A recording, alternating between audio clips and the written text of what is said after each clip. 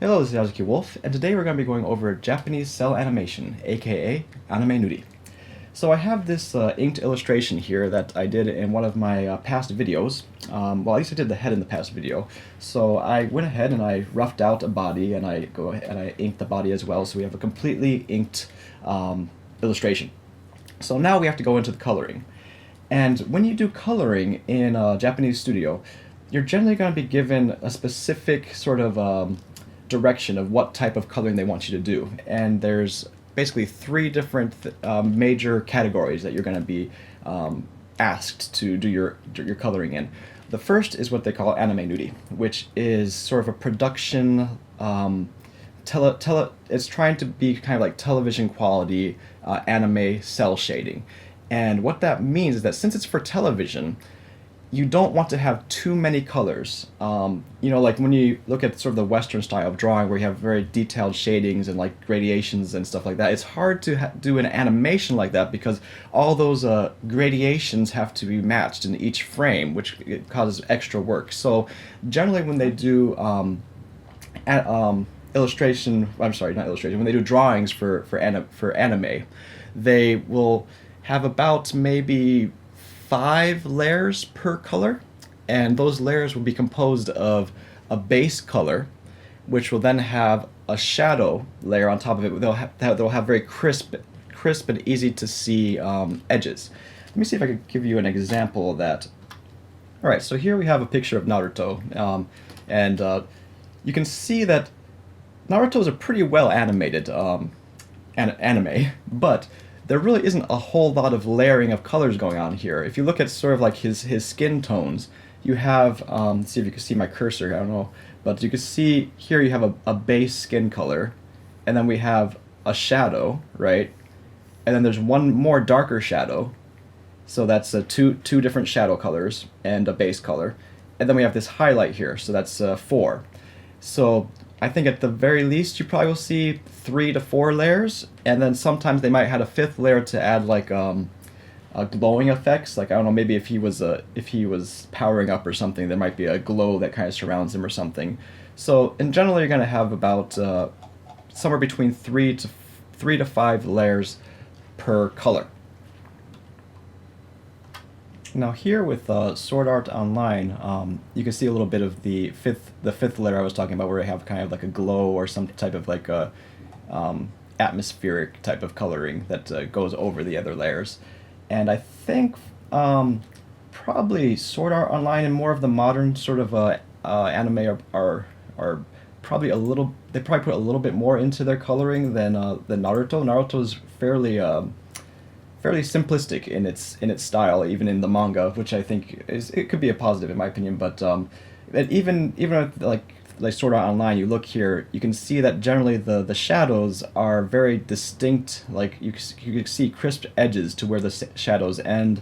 There doesn't seem to be too many, I don't know, gradations. I think there might be some gradation here in her hair, but for the most part, they try to keep it to as few layers as possible, and that's because this is animation. You're going to be drawing these characters over and over again, and you want it to be able to smoothly progress through your pipeline, basically, in the workflow. But so that's with animation. So the next thing, there's anime nudie plus grade, or gradation, which is more common in gaming. Don't get me wrong, in gaming you may just be told to do strict anime nudie, but you also might be told to add gradation and things to it, because if you look in something like this is like a card design for a Japanese game. Here you can see that it still has the same type of feel as the sort of like television anime, but if you look at the edges here, they aren't crisp edges. You can see like a gradation of the shadows kind of blending into the rest of the colors. And so this would be, not in this episode, I'm going to do the next episode, is going to be the anime nudie plus grade. I think there's probably a more specific name for that, but for right now I'm just going to call it the plus grade. And usually when you get these types of assignments at work, they'll tell you specifically how much time they want you to spend, or how many layers they want you to put into an individual piece. So that was the first 2 categories, and the third category is something they call atsunudi, and that just means like thick coloring, I guess, if you translate it directly. And that you'll see in card games like Shingeki no Bahamut, and more games that are kind of popular now. I think what was it? I forget the name's escaping me now. Fantasy Blue. But anyways, the more modern games lately, this has become a sort of popular style where it's more similar to the Western coloring of things like League of Legends or more just kind of a Western style where all the colors are blended together and you're not really separating things into very crisp layers of shadow and everything. But anyways, so for today, what we're going to be going over is the basic anime nudie, which is kind of what's used in television, and we're going to be using 5 basic layers. So here we have our senga, which is the line work, and I put this into one folder. I have the first senga that I drew, or the first line work, is just basically drawn over, and then I put another layer which is just the outline to kind of like strengthen the silhouette. And if you want to hear more about that, you can look at the original video where I talked about inking, digital inking. And of course I had my rough layer here, but we don't really need that right now. So in between the senga and the rough, usually what I do when I'm making these for work is I'll make a nudie layer, which nudie in Japanese means I guess coloring. So that would be the layer that we put our actual color into. Let me put in parentheses coloring. Is there a better way to say that? I feel like I'm losing my my English vocabulary the more that I work over here. But anyway, so in the nudie layer, we're going to start off with our basic color. And this is sort of going to be just like a window to kind of contain all the other colors that we have. So, alright, so usually the way that I will just color this in is I select my senga, the line work, I'm sorry, I'm having trouble mixing my English and Japanese, and I will select everything outside of it. So right now I just did a selection tool and I selected everything outside of my senga. It looks like I'm getting some overflow. I wonder if I could actually select both of these together. No, I can't. Hold on one second, let me just check how I have this set up. It's been a while since I worked at home. Okay, I'm not sure if you'd be able to do this in Photoshop or other programs, but this is just a cool thing that I have in Clip Studio Paint, is that instead of selecting the individual line layer, I'm just going to select the whole folder. So I have the whole folder selected, so now it's taking the data from every layer that's in that folder, and now it just selected everything outside of that. So just to go over one more time, I went to the selection tool, I clicked on the line work folder. If you have your line work on one layer, that will work as well, and then just select everything outside of your line work. And now we have some areas that's missing, like in here. I'm going to hold shift and select those as well. So now I've selected everything outside of my ink work. So now I'm going to go back to my nudie, my coloring layer, and in the first layer that we have here, I'm going to hit Control-Shift-I. This should work in Clip Studio Paint as well as Photoshop and most other things. Oh wait, hold on one second. Let me go back one time. I forgot to select this area in between our arm, so I'm going to hold Shift and select that as well. Okay, cool. So now we're going to go back here. Control-Shift-I will reverse that. So now I'm selecting the reverse of what I had selected before, and I could go ahead and color that in with, what's a good color? Well, it doesn't really matter right now, so I'm just going to go ahead and just color that in.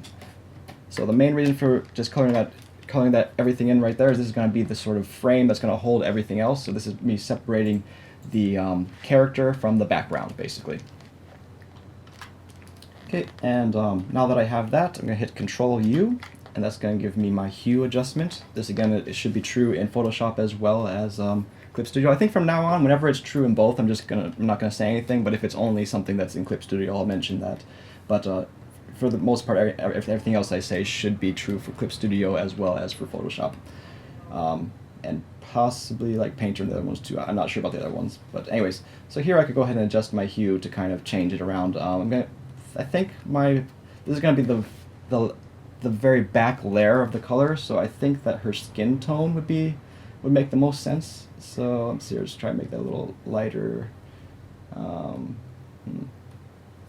Doesn't really matter too much at this point. We're kind of it's more just getting things together.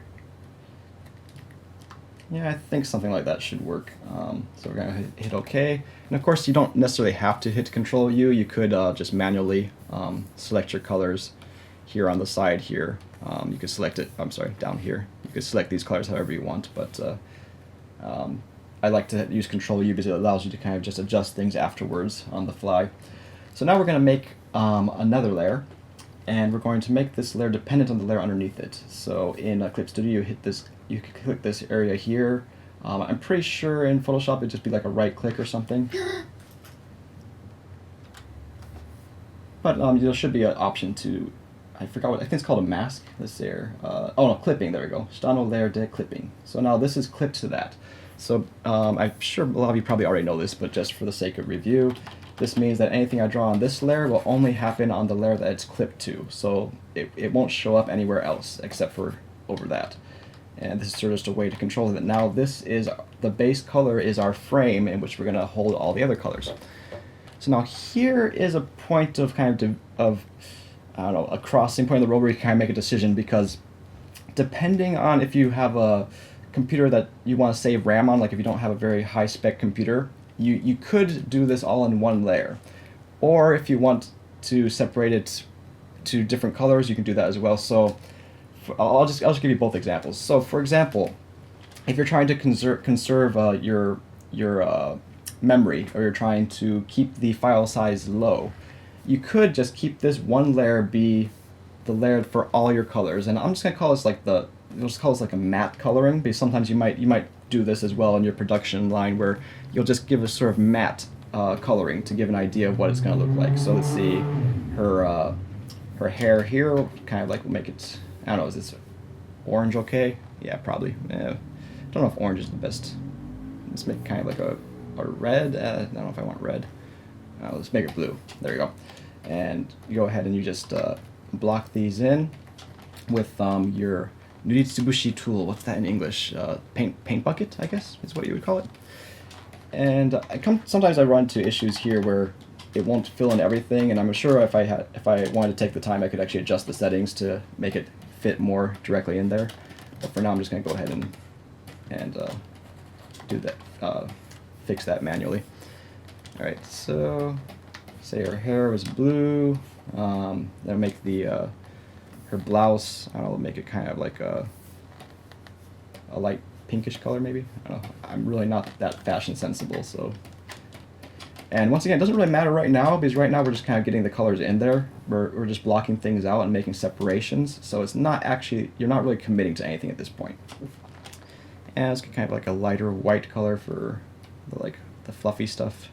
Yeah, you could tell that I'm really knowledgeable about the clothing. Yeah, there you go. And yeah, I probably would take more time with this regularly, but because I'm just going to give you this example of one way that you can do this, I'm just going to do this quickly for right now. Oh, there's another cool thing about Clip Studio that you might not be able to have, that you probably don't have with Photoshop and other things, is that it's like, let's see here, what's a good example? Like this area here where you have a lot of like small areas to fill in. Usually with like Photoshop, you'd have to click each one over and over again. But with Clip Studio, you can actually just click one and then drag through the rest, and it fills in all of them. So that's like that really saves a lot of time over the long run. But okay, so I'll make the bow sort of like a reddish color, and this is just the base color. So it's for your base color. Let's see here. You don't want it to be your base color. You probably, so I'm not sure how well you can see this color picker here, but you kind of want to stay out of this like top area for your base color, because you don't want it to be as saturated as possible, because that's going to make your whole illustration seem really saturated. So you probably want it somewhere around this area, not fully saturated and not completely dark but not completely light either. It's kind of this middle of the road type of color. And let's go ahead and fill it. Oh, sorry. I'm going to select that, fill that in there, and yeah, let's make this whole thing white. Seems good. And we'll make the buttons white too as well.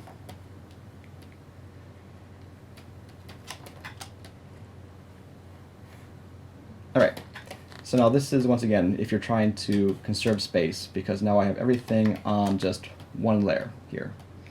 Let's give her eyes a color too as well. Like, I don't know, like maybe like a green.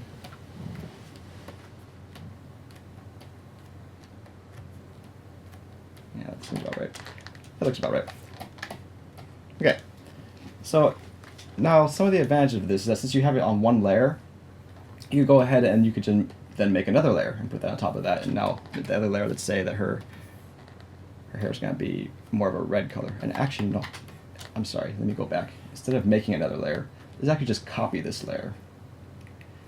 And now you can use the color selector and select. And in the settings, you're going to make it so that it only selects this layer, so it's not interfered with the other layers, so you can get all the colors at once. And say we want to take this and do Control U, and what other colors might look good? Like instead of blue, maybe make it kind of a blonde or oranges. Yeah, let's just go for the orange pattern this time. There you go.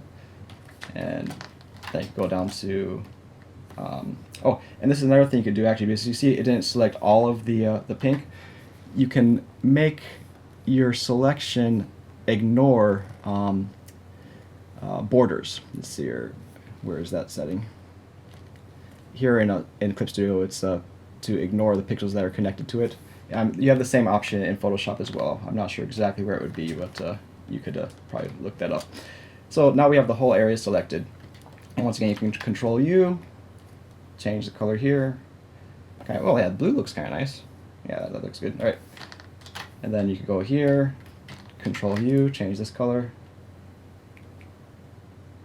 Yeah, it's kind of like a purplish, maybe it might be good. And then what kind of, how about our eyes? I think green is good as it is, because green and orange kind of go together fairly well, but yeah, make it more kind of a more bluish hue.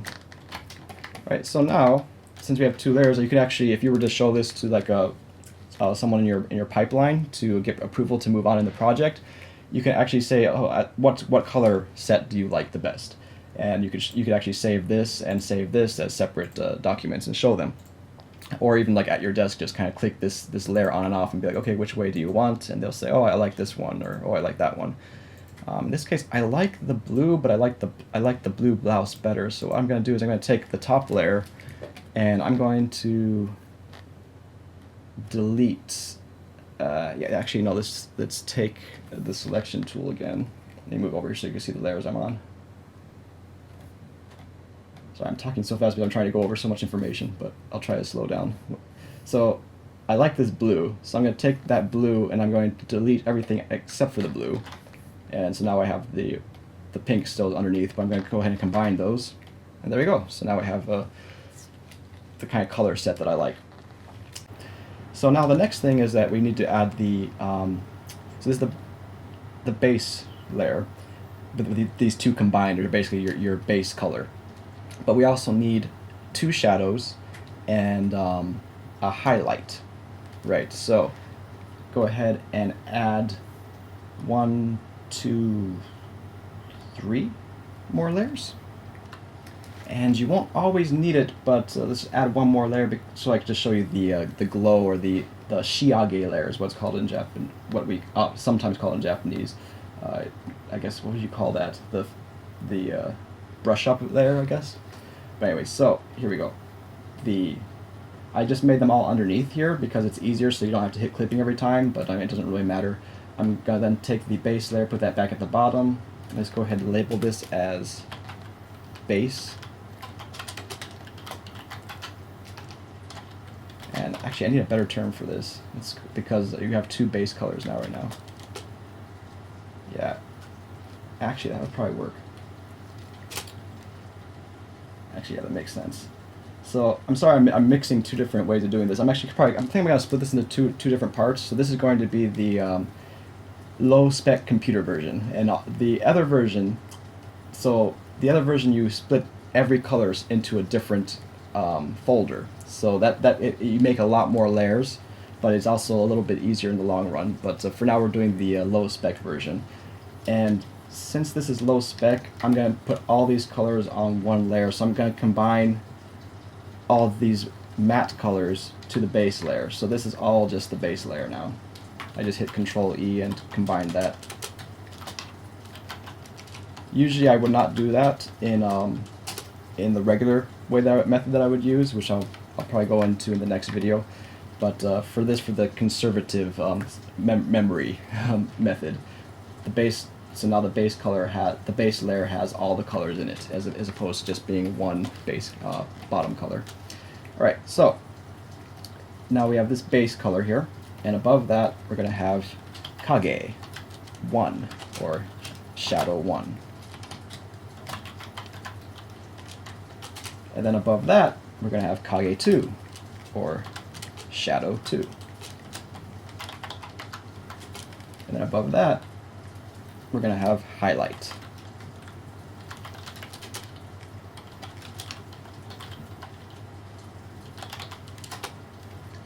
And above that we'll have Shiage, or Brush Up.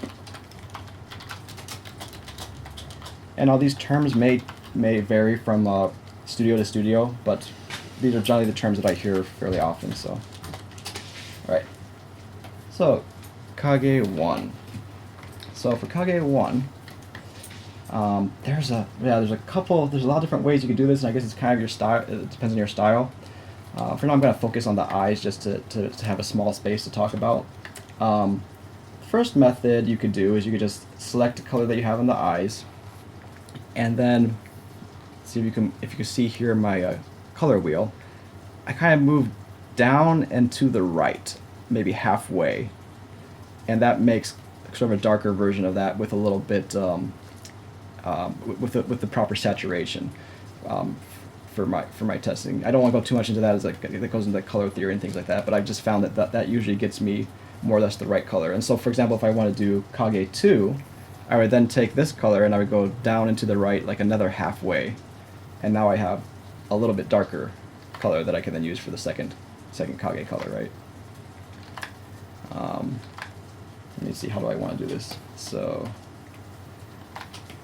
oh, the other thing I need to go over real quick is so right now you can see that when I draw, it draws over everything, and we don't want that. We want this Kage, this shadow, to be confined to that green area.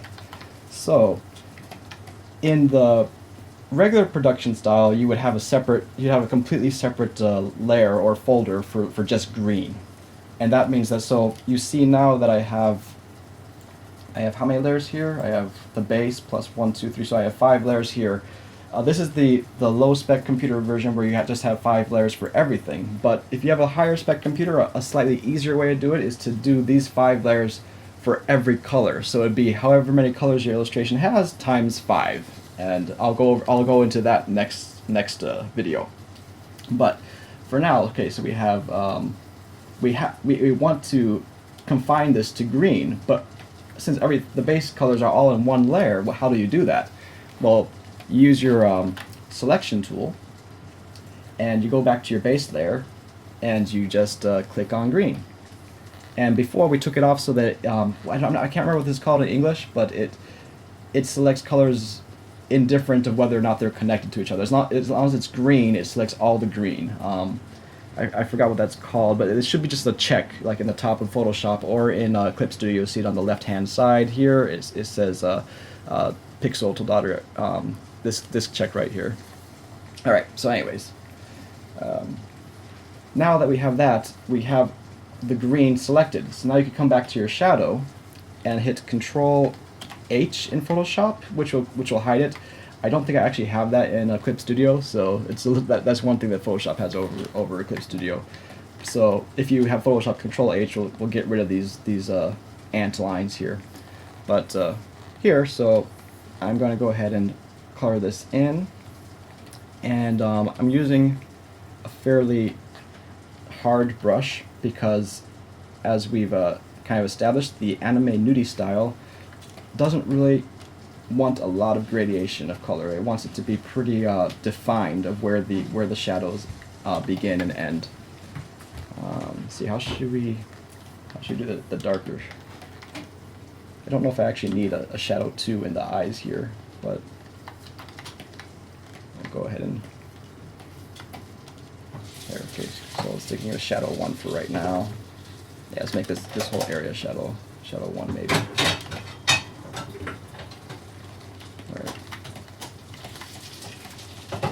Then shadow 2, just one more layer, and then once again I'm going to take that color and make it a little bit darker. this whole thing shadow 2. That looks pretty good. Yeah, that worked.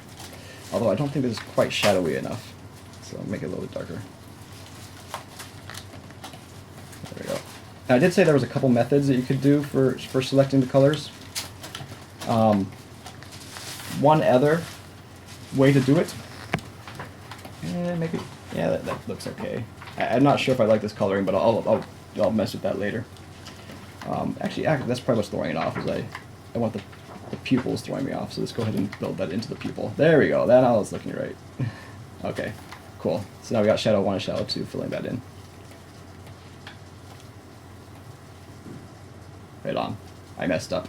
I did the whole thing shadow 1. I don't want the whole thing to be shadow 1. Hold on a second. Yeah, it looks like I accidentally filled in the whole bottom layer with shadow 1. My bad. But that's fine. You could go ahead and just erase the part that we want to highlight then. And there's a lot of different ways you could do this. I don't want to make this a drawing eyes video, but sometimes you'll see like where the bottom will be kind of open like that, where it has like a reflection on the bottom.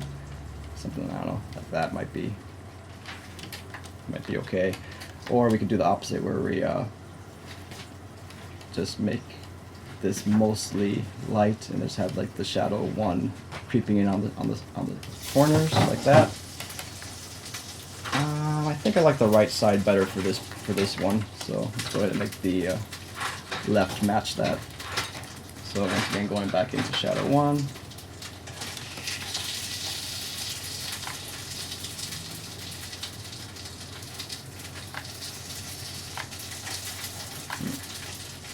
Yeah, that looks alright.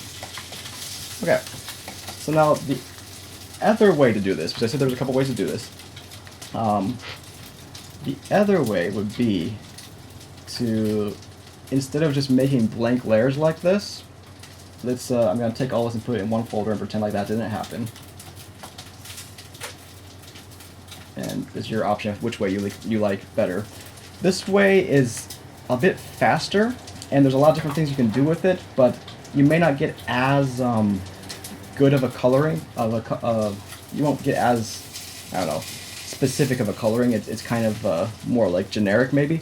But another quick way to do it is just take your base color and copy that. And now we'll call this base Kage, right? And now you could take that and turn it into Josan. What is this? What is this called in English? What is it called?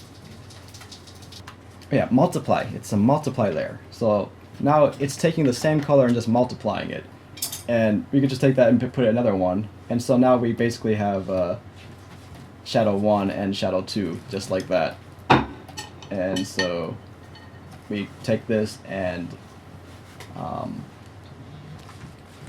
create a mask by holding Alt and then hitting mask, and that will make it a black mask, so it covers up all of it. And then you could go on your mask layer and reveal the area that you want.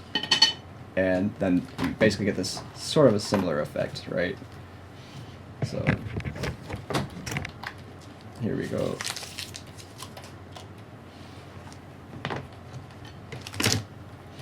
All right, and then make our next one do the same thing, Alt, mask, right? And then draw over that. Now the one disadvantage of this is that since you're multiplying, if say you draw the second Kage on an area that doesn't have shadow 1 on it, it will just be the same consistency as shadow 1. It's multiplying, so it has to be layered. So that's just another thing you have to keep in mind. But I mean, if you look at it, it's a fairly similar result, I think. Let's see. Let's go ahead and put this all into one folder. Yeah, I can't put it in one folder because it takes away the multiply. But here, so this is with the multiply layers, and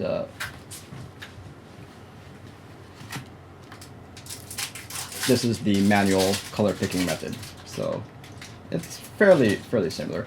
But in the long run, the manual one, it gives you a little bit more control. So if it's something I'm just doing really quick to like get approval for like a rough design or something, I might use some of those tricks of using multiplying layers. But if I'm doing a long-term drawing, I'll just stick to manual. So let's go back to manual to do the rest of this. And I'm going to fill in the rest of the face and whatnot to give you an idea of what this might look like. Okay, so I went ahead and did the Shadow 1 and Shadow 2 for her blouse and skin tone a little bit. And now we're going to go ahead and go into the hair and the ribbon, and I'll do that live with you so you can kind of see the process. So now the first step is that we have to go back to the base and use our selection tool to select start with the bow, I suppose. So now we have the bow selected, and once again, if you have Photoshop, Control H will hide these dancing dots, but if not, you just have to kind of put up with the kind of loudness of those dots in your face while you're drawing, but you know, that's how this method works. So now we're going to go ahead and go to Shadow 1, select the color that was there, and bring it down and to the right a little bit on the color wheel so that it's a little bit darker and a little bit more saturated. And this is Shadow 1, so we start with very large spaces for Shadow 1. You don't want to be too detailed, which is something I kind of suffer from. A lot of times I end up being too detailed at the beginning, when really you want to just get like large areas of where it's going to be, where shadows are going to fall. So let's see, something like that. And then we have a little bit of shading in here. And now regularly, if I was doing this for professional work, or like for my job, I'd go into this afterwards and really clean up all these lines, because they don't want to have messy edges. They want it to be very very crisp and defined. So like right now, you see I generally have the shadows there, but if I were to do this professionally, I have to go in back afterwards and kind of clean up these edges so that the shadows have very crisp, clean edges with like crisp lines here, you know. Let's see if I can find a good example. Like, see right here, you have this kind of jutting out over here, and here, like you see how this is kind of like a squiggly line here. They don't like that. They want it to be a very smooth, like line that goes like zoom.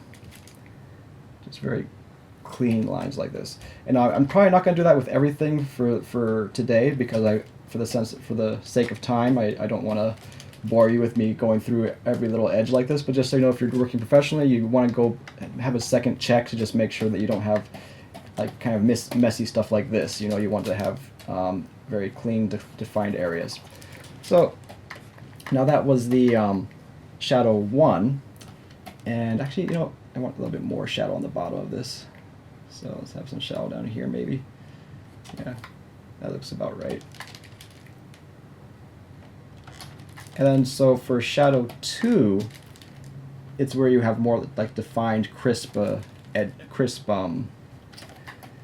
you call it, almost line work type shadows. So go to Shadow 2, we're going to take this color, select it again, and increase the saturation and darkness just a little bit more.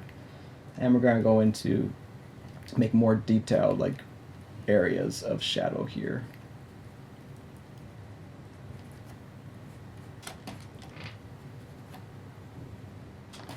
Yeah, that's probably all we really need for the ribbon.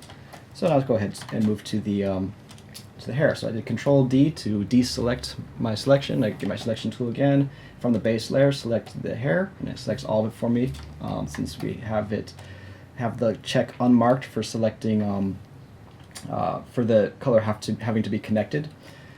And it looks like another thing to keep in mind if you're doing this professionally. See here how we have like little areas that aren't selected. That's a good clue that you should probably go back in and clean things up a bit more. So go back and just kind of get rid of those. There are methods to kind of make sure that it doesn't happen to begin with, but that's a little bit too detailed for this video, so I'll go into that in a different video. There seems to be a black line here. I don't know where that came from. So that was a mistake somewhere. Oh, okay, looks like I accidentally drew a line there when I was doing the shadows. Okay, there we go. So back here, so we select the blue, increase saturation and shadow a bit, and I'm gonna go ahead and go through here. And once again, we're gonna start with the big areas. Sorry, I forgot to select it. There you go. So now it's selected. Cool. All right, so start with the big shadows. I'm actually going to increase my brush size a little bit so that I could focus more in large areas.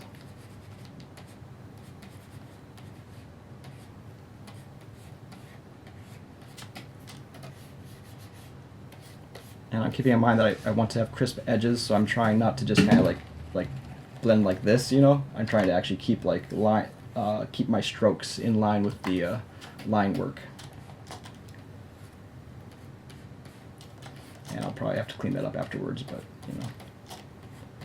There are also other methods where you could use the selection tool to fill in and the bucket tool. With the way we're doing it right now, where we're kind of masking with the selection tool from the base layer, we won't be able to use that method in this particular style, but maybe I'll go into that in a different video.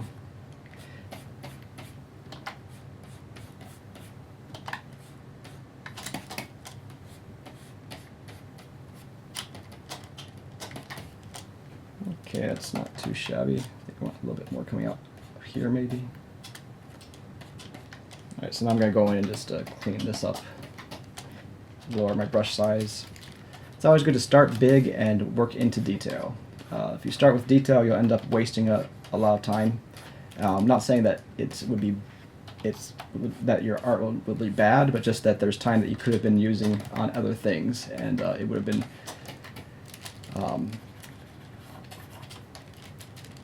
have been faster if you started big a lot of the time. I don't know if it's that important to fill that in.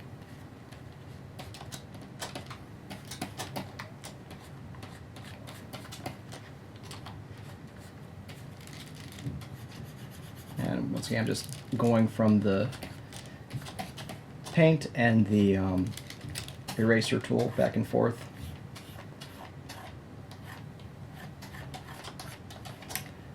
Another thing to keep in mind is reflective, it's not shadows, reflective light. So even if, right now I'm keeping in mind that I'm thinking that the light's coming from this side, but even though it's coming from there, you'll still get reflective light. So on the opposite side, you might get a small tint of light reflecting back up on it. So, I mean, I don't know how much you want to go into that for a standard anime nudie. You don't want to. Generally, they don't want you to get too detailed in those, but just something to keep in mind for the future, that the shadow isn't always going to be crisp to the edge. There's going to be some reflective light there, so it's just another thing to keep in mind. Should do the eyebrows.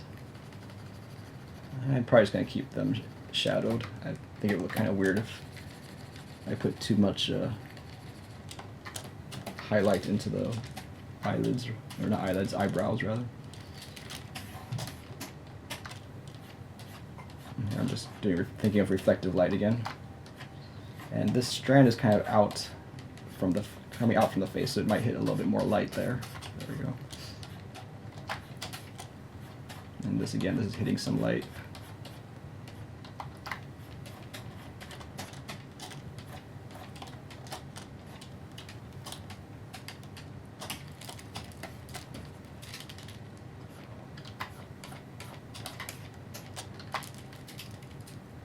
Alright, so that's probably good enough for the purposes of this video.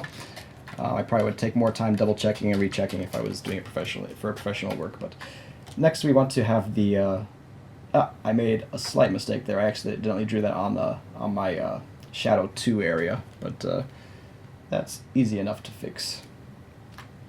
So to fix this, to put it back on the shadow 1 layer, I'm keeping the blue selected. I'm going to Control Copy, and actually let me Control C rather to copy, Control X to delete, and then Control V to paste again. So now I have what I just did on a separate layer here. So I'm going to take that separate layer, bring it down, and Control E to merge it with shadow 1 again. So there we go. That solved my little mishap there.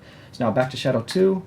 I go again and select the last shadow that I did. I'm going to add a little bit more saturation and shade to that. Once again, if you're in, I think pretty much any software, but particularly for Clip Studio, it's just you move the color wheel a little bit down and to the right.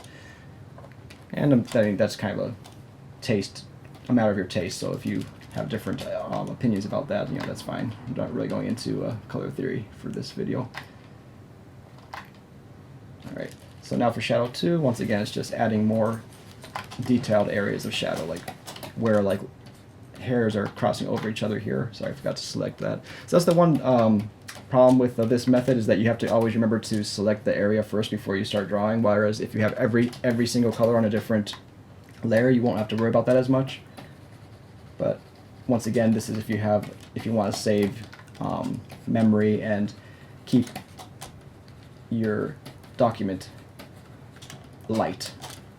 This would be a method that is possible to use. For me personally, I might use this if it's a very small like drawing that I'm doing, like if it's not particularly complicated and it's something that I want to kind of get to, that I want to hand in quickly. Because the other advantage about this method is that since it all is on one layer, you can do things like copy and paste and use multiply, and then not just shade color by color. Like right now, I'm shading the blue right now. You could actually shade all the colors at once. So like you just shade it as if it was a black and white drawing, and then apply that multiplication layer to the colors, and you're done. So it'd be really quick. The disadvantage there is that, of course, it's not going to be as detailed and it's not going to be as controlled of a color scheme. So it's not going to be the quality is going to be a little bit lacking. It's going to drop a little bit, I guess you should say.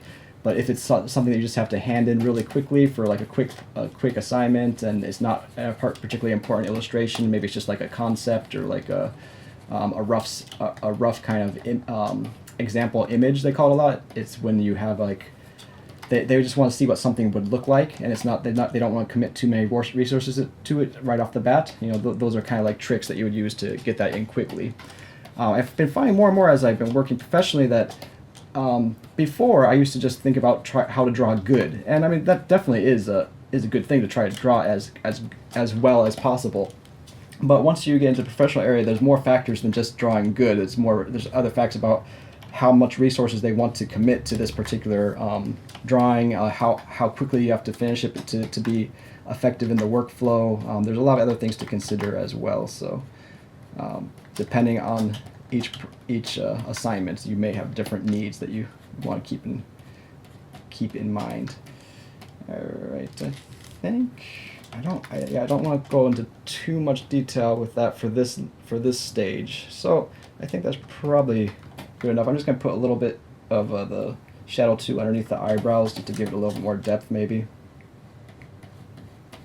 All right, cool. And now, so the next part is the highlights. So for highlights, we're just going to go ahead and take the base color blue, and now instead of going down and to the right, we're going to go up and to the left to take away saturation and add lightness, I guess. And now for the highlights in hair, I see a lot of different methods to this. Like one thing you see sometimes is to just draw like a straight line across it, more or less, going along with the kind of curvature of what the head might be curving.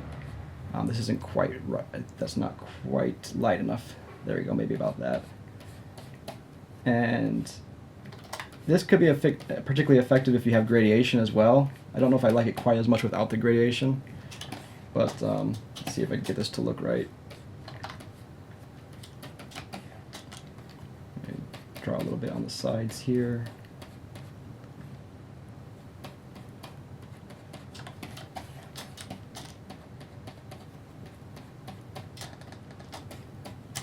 All right, and then I'm going to make it so that it tapers off a little bit more.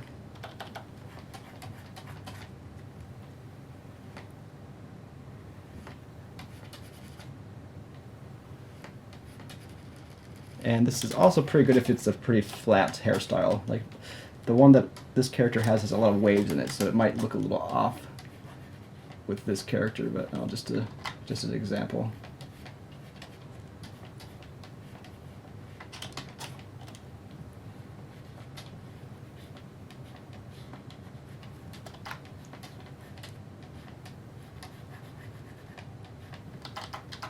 Tapered a little too much.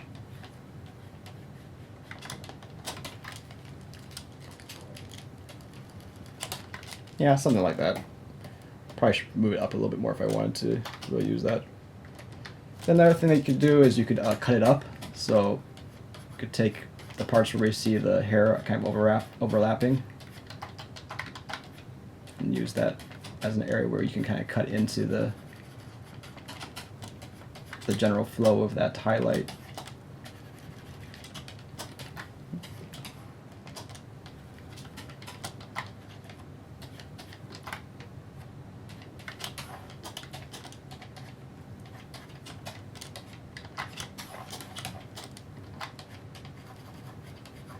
Which kind of is a little bit better for this character, probably, I think.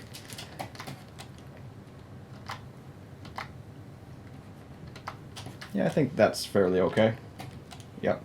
Another method you see sometimes is where they actually just kind of like put it into like blocks or something, or you actually go into detail and kind of like do like, I think it's like kind of like a zigzagging type of thing.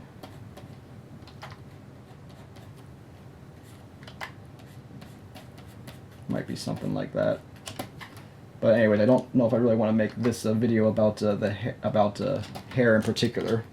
So I'm just going to go ahead and go with the other one, since this one is would take a little bit longer to complete. There we go. So for now, I'm just going to use that. Yeah.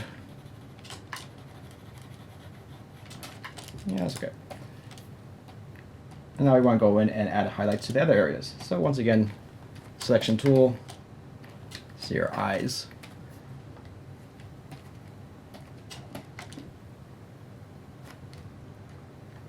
And like a little highlighted area on the bottom there, maybe.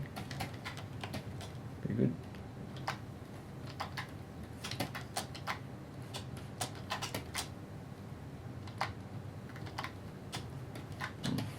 Might be kind of cool to have like a rim of light around the I don't know what that would be called. Iris, is that?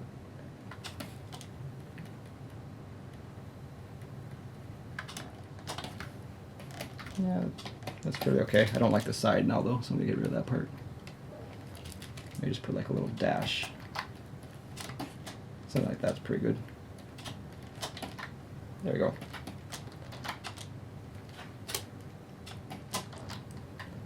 And I think I'm gonna do the rest of it off camera. So for right now, let's just pretend like we have a Shiage, right? So for the Shiage layer, this layer, I don't think it really needs to be attached. Well, let's do it attached, and if we need to, we can disattach it later. So for this layer, I might do something like take this highlight color, and now this layer, it's okay to have gradation, so I might use a brush instead of a really soft brush, something like this, right? That I could kind of mix around a little bit more. And say if there's light coming over here, the light's supposed to be coming from the right, so let's make it from this side. And this one I'm also not limiting just to blue. I'm letting it just kind of affect anything it runs into. I'm just kind of making a kind of soft area of light hitting here. You can use gradations and anything else too. Maybe put like a little bit on the side over her shoulder. And now this layer, we're going to take this and we're going to make it either screen is pretty good, or overlay. I think in this case overlay looks pretty nice. So you see how that kind of gives it a bit of like a gradation without too much work?